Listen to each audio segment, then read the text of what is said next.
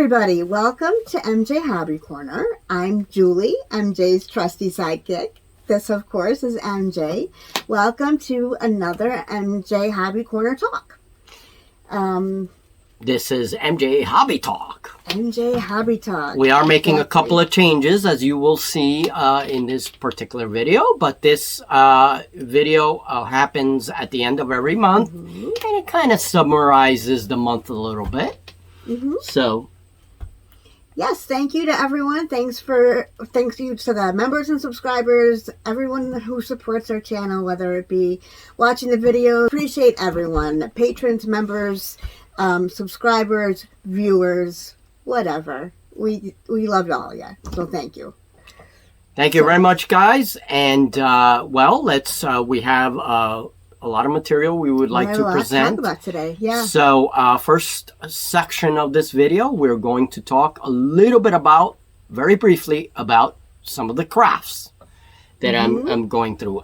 And then I'm thinking about writing my own solo adventures for solo RPG. I love that. This is not something that's going to come right away. I first want to play some games and get more experienced. Okay?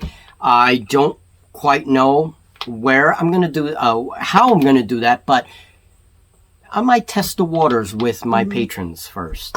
I'm really excited about this because this is something I've been telling him to do forever. I mean, you do write. I do a lot of writing. Yeah. That is correct. But I really have thought he should do this for a long time. So drop in some encouragement, guys. You know, encouragement goes a long way. So let's encourage him to keep doing that. Yeah, I'm going to see. And these will be, very super cheap documents. And they'll just be adventures, you know. Maybe it'll be a world that I make up and I'll just provide my own little oracle system and then write the adventures, or I don't know. We'll see. That'll come in the future. But first I'd like to provide my patrons with a little bit of material and maybe they can give me some input, you know. So, patrons and members, you can expect a little bit extra digital materials sometime in the future. And, you guys can give me some input on the matter before I actually embark on that endeavor. Okay. So thank you everyone who has supported me on War Games Vault. You guys are awesome. It's really, really helped the channel. So thank you very much. Yeah, it does help a lot. For sure. All right. Let's just show you a little bit of the crafts that I'm doing. And I will be concentrating more and more on making my own models and sculpting. I'm going to start to abandon all the other kinds of crafts, and you will see more and more sculptures and figure making as part of my crafting. So, some projects. Here is a new starship that I made out of cardboard, and these are not very difficult projects. This is basically made by putting a bunch of geometric shapes together in a process that I call layering. Okay, so I will talk about this in the future. Here is a skeletal version of one of the ships that I have to work with, and this one has a long way to go. But one thing I want to concentrate on and focus on more is my top downs. Here is a tank, a very small tank, which I will be using in my Heroscape hexes. So I'm going to be concentrating a lot on this. This is a very old one. I'm going to be making some different ones, some more upgraded ones. Here are fantasy top downs, and these are just like partial sculptures, basically. These are markers that I use in hex games. And they do have a little bit of a three-dimensional aspect to them. These are based on dinosaurs. They're actually like lizard men, but they have dinosaur anatomy that I've used. And so I will be working on a little bit more on these sort of clay top-downs and just give them hex spaces so I can use them in my Heroscape tiles. They will be very cool for things like role-playing games. And then there's my collection of World War II tanks, and these are all top-downs as well. I'm going to be making more tanks, more armor, more vehicles. You will see more of this in Scratch Builder Monthly. And if I have any updates on this, I will certainly report it. But these are all my top downs, and I will discuss these in a future video or document. So look out for these. These will be the subject of many of the new single project documents that I will have on Wargames Vault. And for my role-playing games and even war games here, I am developing some new terrain pieces for my hex boards using HeroScape tiles. And these are just some terrain pieces that I came up with in order to adorn my board. And for example, this uses plastic plants that I then use flocking powder on them. And these are very simple terrain pieces. We have a few over here. We have this one here that's like 3 hexes joined together, and then we have some trees. The trees are made out of tinfoil and flour and glue. So it's an interesting way to add some terrain to these boards. I also have pieces like caves, like this represents a little cave.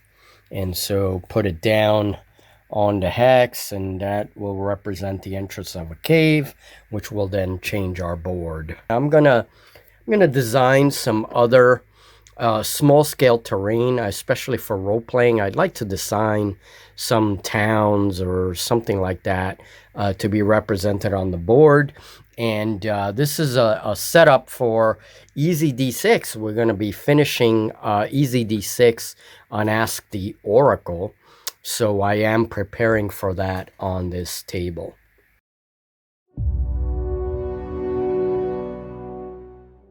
All right, well, let's talk RPGs, because we all know how much I'm really beginning to love those, right? So Yeah. Let's talk RPGs. I know that you like to use the Oracle, and you have a new resource for that. So why don't you tell us about that? Yeah, this is specifically for solo RPG. And so yes, I've been exploring new resources for solo RPG. And I know you've been interested in watching some of those solo sessions. I have a new website that I actually became a member of, and they are called oraclerpg.com. I will have the link in the description box to this video, so check it out if you're interested. Solorpg.com is a awesome little website. It has a lot of information about solo role playing, and this is also the place where I got these solo RPG tools, the oracles. There's like 18 of them in one single download. It's a PDF file, and it has like 18 different oracles.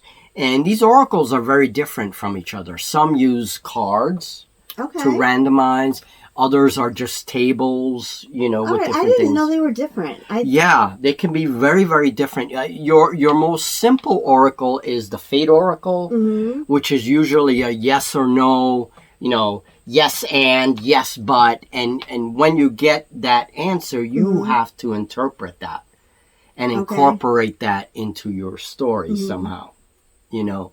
So as I play more solo RPGs, and I do a lot of it off camera, I'm beginning to get more experience with the interpretations and all that, because that was really the hardest part. That would be hard to do. Yeah. Yeah. Like if you get an answer, one example from my own video, Raza, the little goblin dungeoneer, I wanted to know if Raza had experience with giant spiders. That was going to be important for me later on.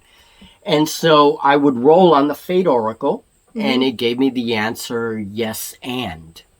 So I have to now think of, well, how is that going to answer my question? So yes, Raza has experience with spiders, And she has experience with many different species Okay. of giant spiders. Okay. Because she was a scout for her previous mining team. Okay. And she was, her job was to go out and make sure that the mining areas were clear of any monster layers. So this gave her a lot of experience. So from that one answer, yes, and you can generate a whole kind of interpretation, right? And it's very subjective. It's up to every it's up to each individual player. Right. How they interpret it is very subjective. Which is what makes it fun. Yes. Because games can be so very different because players are so very different, right? And each DM is going to interpret it differently. Like I might interpret that differently than you did. Sure. So, that's It's really interesting. and it helps. I would think that it would also it aid you in developing your storytelling skills, Right. as well. Right. Yes, I think it does, and especially when you're a solo player like that, it does help kind of with your own skills as a DM if you were to play a multiplayer game. It really does. Right. But then to give another example, Varric, Raza's bugbear companion, who's a brute, I asked the same question. Well, does Varric have experience with giant spiders?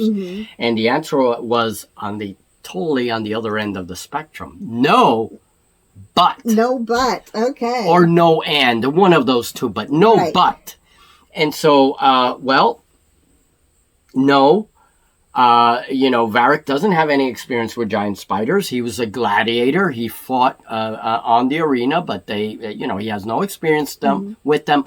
But just show him where they are, and he will go there with his club and take care of it. Simple thing like that.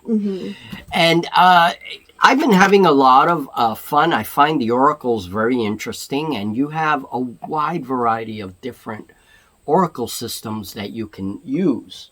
Some of these are free, some of these you pay for. One of the oracle systems that I do want to explore is Mythic, the DM emulator.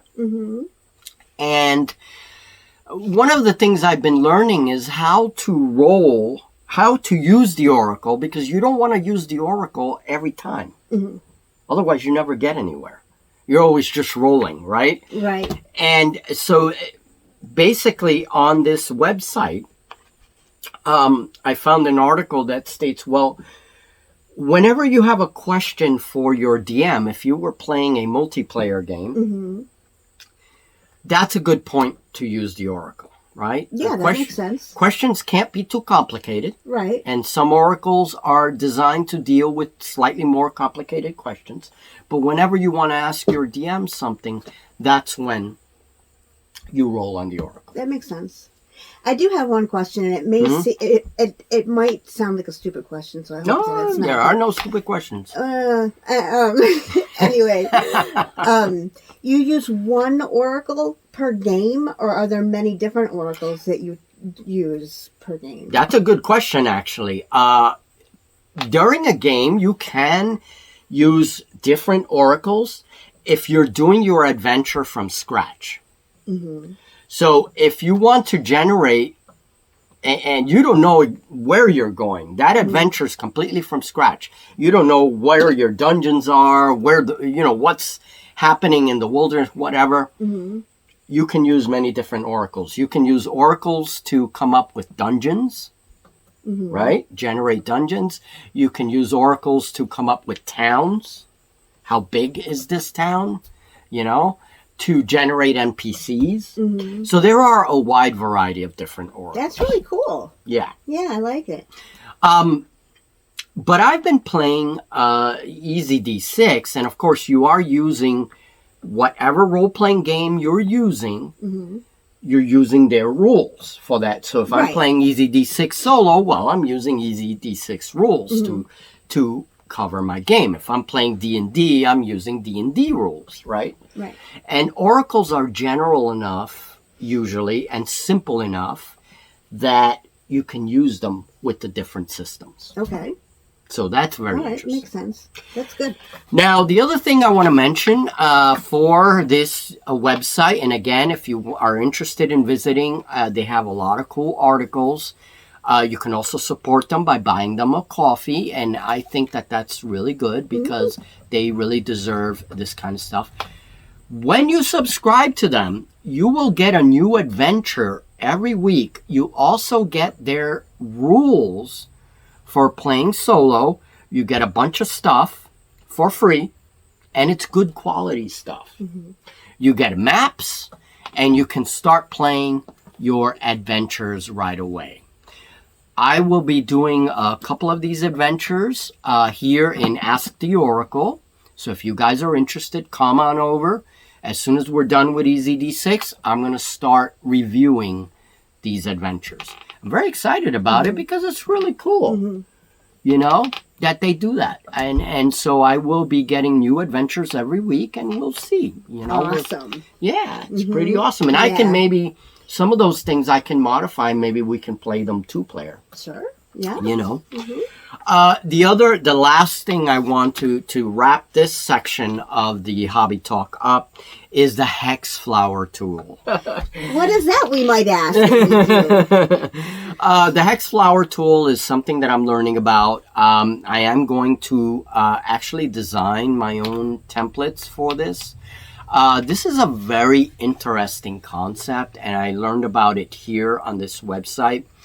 They give you another sort of source that you can check out, and this source explains the flower tool. Basically, it's a bunch of hexes. Think of a bunch of hexes in this particular game system. There's 19 of them, okay? And you have, it's shaped like a flower because of the way hexes are, right? And so on one portion, you have the objective and the entry point. So if you're exploring a dungeon with the flower tool, every one of these hexes has numbers. And every one of those numbers corresponds to a room in the dungeon. Oh, okay. Okay? And that room is generated through a randomized list generator online that gives you, describes the room, tells you what the room is all about, whatever. In order to get out into each of those rooms, you have to roll. Depending on the game system you're using, you roll a perception check.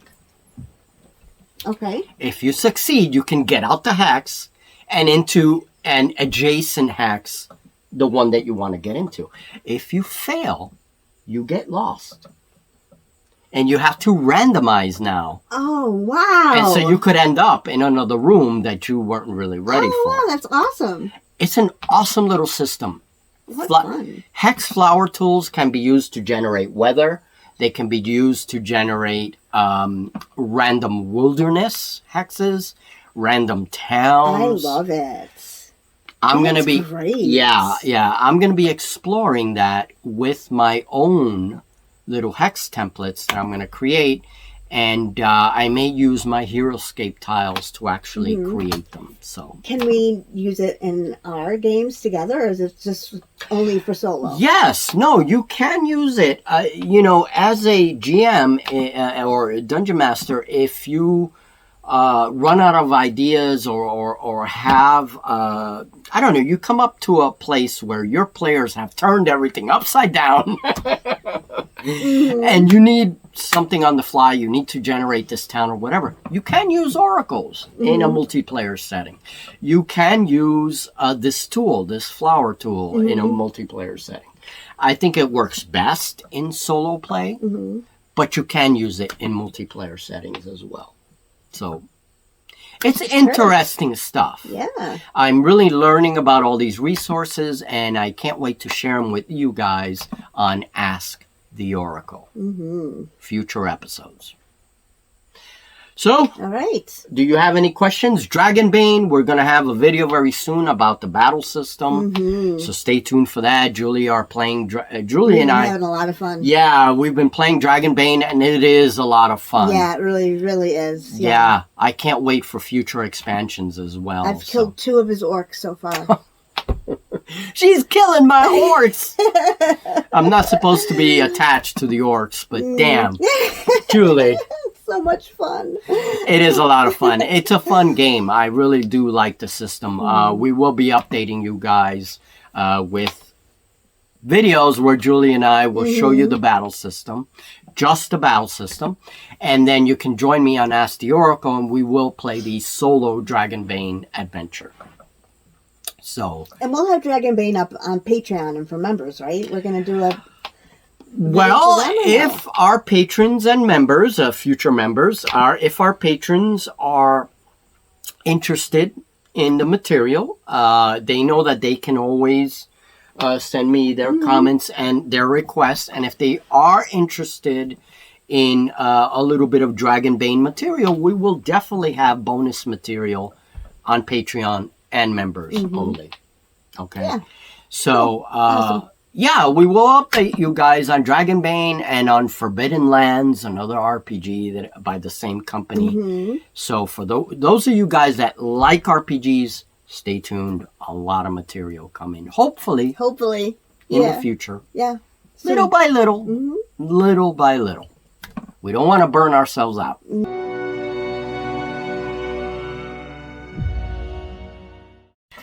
Okay, so this is the miniature wargaming part of the MJ Hobby Talk. And for today, we want to discuss a little bit about Stargrave.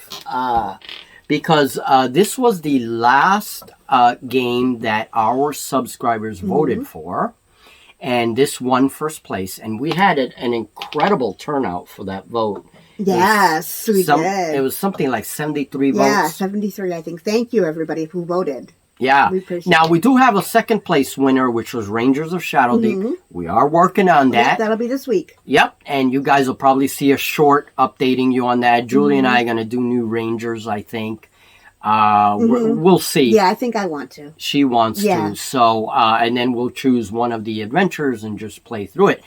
Rangers of Shadow Deep is a game that if you guys want to see a mini campaign in the future, maybe Julie and I can do a mini campaign here on the channel. Yeah, you let know? us know in the comments because I love campaigns. Yeah, So- we've said this before in many of our previous videos. We are trying to get into more narrative. You have seen an increase in narrative and stuff in our videos for games, right? So, but that's Rangers of Shadow Deep. For Stargrave, I just wanted to talk about the Fire Moon scenario. Let's talk about the scenario itself. We've never played that scenario. I used my Rain in Hell mat, the one that I made for Rain in Hell, worked perfectly for this one. The lava. The lava, yeah. Yeah. And the Fire Moon scenario is interesting because it's tricky. It has, first of all, the Magmites. They were a pain in the butt. They really were. Pain in the butt. I mean, Magmites, if I have the stats right here. And they came out every turn, too. We had them out every turn. Yes, right, because there was a certain number that Yeah. you rolled and then they'd come Yeah. out. Each of us have 2 Magmites, so we each deployed 2 Magmites whenever, during initiative.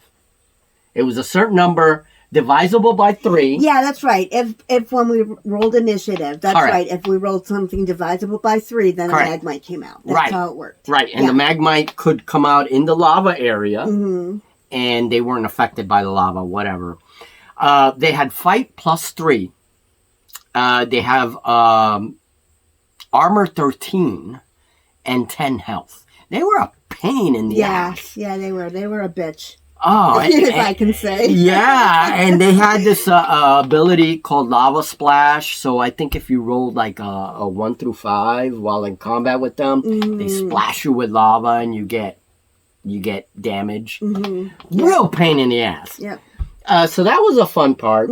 But if you remember, also the filter mask. The filters, right.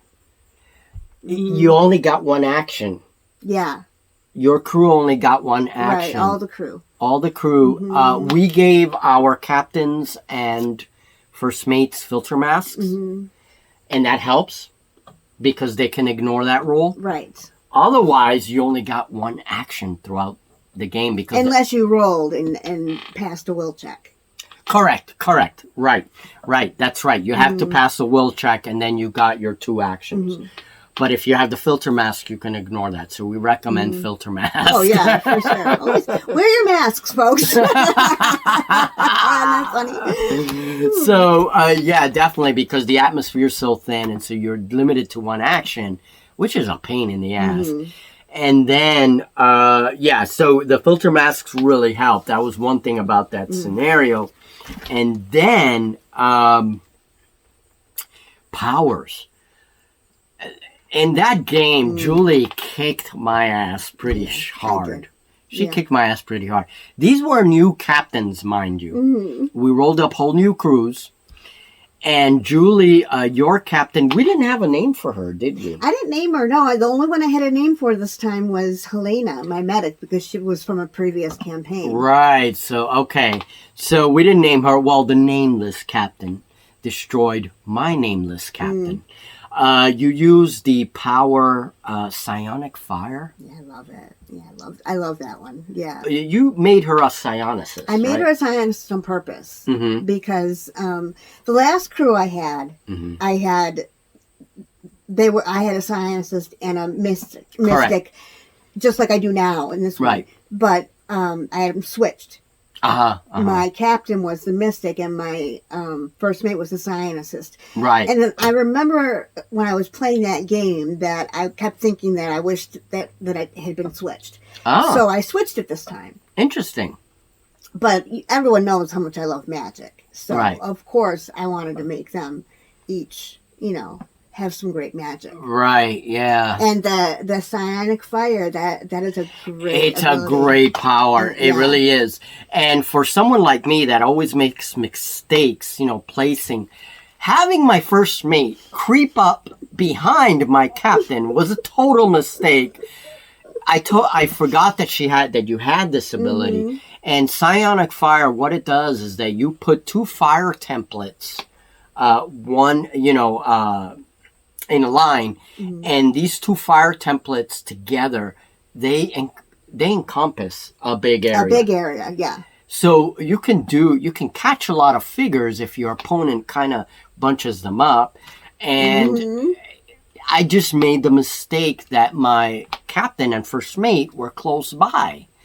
And Julie took advantage of that and used psionic fire and caught both of them and took them both out. At once. Now, my captain at the end of the game rolled miserably, so he died. He was roasted. And my first mate survived, so now my first mate is actually the captain. He got promoted. Dun, dun, dun, yeah. It's cool, because he is a nicer looking figure. He is a nice looking figure. He's one of the Deep Wars figures that I used. He's an alien captain now. So, very cool. Awesome. Yeah, that was a lot of fun. And the funny part is that that wasn't my thought going into it. I originally, I didn't even see it. I was going after your captain. And it just incidentally got your first mate too. Yeah, it's funny how that works in war games. Yeah. Like sometimes in a lot of our games, we don't mean to do certain things. And then Julie's like, oh, that worked really well. That's nice. It wasn't my intention, but hey, I'll take it. And then, of course, the dice are the dice gods. If the dice gods are against you, you're screwed. Yeah. So, yeah. It doesn't matter, even if you have a good strategy, if your dice gods are failing, forget it. Yep. So another thing that I'd like to mention about Stargrave is out of gear, one of my favorite gear is the deck. Really helps with that data download, Yeah, So, I used it too, I think. I think you did. I know I had one. I think I used it. Yeah, and the lock picks, the picks for the physical loot are very important, I think. But one of the things about Stargrave, we always do this. We have a lot of senior moments in our games. We are trying to get better. Julie and I are trying now to do more practice games before filming. And so even without terrain, just like a couple of pieces of terrain maybe on a mat, no setup, just you and I there, our figures, and we practice movement, we practice shooting, we practice Exactly. We practice battles. And... It really helps a lot, you know. But one thing we always forget with Stargrave is that when you move, when your guy moves, you always get a penalty of -1 with your range shot. We did forget that a lot. We always forget that. We are better at the wounded, like when you get down to 4 hit points, you're considered wounded. So you have -2 on all your rolls. That's pretty dramatic. You know, but there's a lot of little things like that Stargrave has that you, if you haven't played it for a while, you tend to forget. So it's good to practice the game. Yeah. Yeah, it's always good to practice. So, so what do you think? Any final thoughts on Stargrave? I love it. I love Stargrave. I want to play again. Well, we will be playing more Stargrave, and of course, if you guys want to see more Stargrave, if it shows up on the polls, definitely vote for it. We try to do a poll at the beginning of the month. We are going to, instead of doing 2 games for a while, I think we're going to do first place winner for a while. This way, Julie and I can incorporate other games that we would like to incorporate. And then those games eventually come to the polls as well. And then if you guys want to see them, you vote for them. If not, you don't. You know? Pretty simple. Pretty simple. We do like to give our subs a little voting power on that. And now patrons and members will have their own little polls to vote for miniature games. One game that they will get to vote. And I haven't decided if it's going to be at the beginning of the month or the end of the month, depending on our 5 leagues from the Borderlands and 5 parsecs from home scheduling. Because we do have those games, our bonus, on Patreon and members. So you can only see those. Those are Patreon exclusive games. So. Okay. All right, folks. Well, I think this is a new style of MJ Hobby Talk. We are trying to incorporate more game chats. We will choose another game to talk about in our next MJ Hobby Talk. They occur at the end of every month, and it summarizes the month, ends the month. And now we begin a new month, September, and it begins all over again. So let's see what happens this month. Let's see. All right. Anything else, Julie? No. Not really. Labor Day, school time. That's right. School time and almost the end of summer. Fall festivals now, though. Yeah, fall festivals, Halloween, you know, a lot of cool stuff. Halloween will be fun. We'll have some fun with that, too. Yeah, we're definitely going to have some spooky kind of games here on the channel, or RPGs. We'll definitely, you know, Rain in Hell is a good Halloween game. We always do Verret Wood. Yeah, that's Verret Wood is another one. So shout out to all of our YouTube supporters. All of you guys who give us likes and comment and encouragement. And shout out to all our Patreons. Beef Supreme, shout out to you. Shout out to Maurice. And many of you YouTube supporters who have been with us for a while. Thanks for watching, guys. And have a great one. Happy gaming. Happy gaming and happy crafting. Yes, that too. Talk to you guys soon. Take care. Bye now.